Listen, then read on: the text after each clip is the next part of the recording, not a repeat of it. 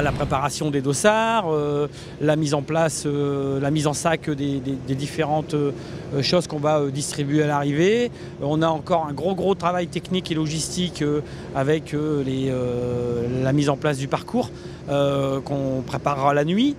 Donc à partir de 2 h du matin, la fermeture des grands boulevards, la mise en place de la zone départ et de la zone d'arrivée. On a encore pas mal de petites choses à faire au niveau technique pour que tout soit nickel le jour de la braderie. Le semi-marathon de la braderie, c'est quand même c'est une grosse organisation, c'est un très bel événement, c'est l'un des semi-marathons les plus importants en France.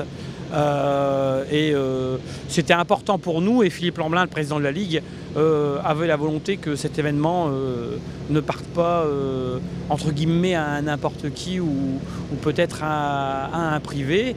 Et on trouvait que c'était cohérent que la Ligue reprenne cet événement, qui est un événement particulièrement festif, mais qui est également très compétitif et qui est vraiment dans le cadre de notre cœur de métier.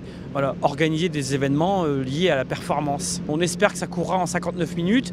Le vice-champion du monde de semi-marathon sera présent, Abraham Cherobène, vice-champion du monde à Valence en 2017. Donc on a l'élite mondiale qui sera présente, le 3e du marathon de Boston, le 2e du marathon de Séoul, le 4e du semi-marathon de Rome. Vraiment, on a une trentaine d'athlètes de top niveau mondial, et dont l'un des tout meilleurs du monde, je vous dis, vice-champion du monde qui sera là. On espère 59 minutes, ce serait pas mal, et puis 29 minutes sur le 10 km.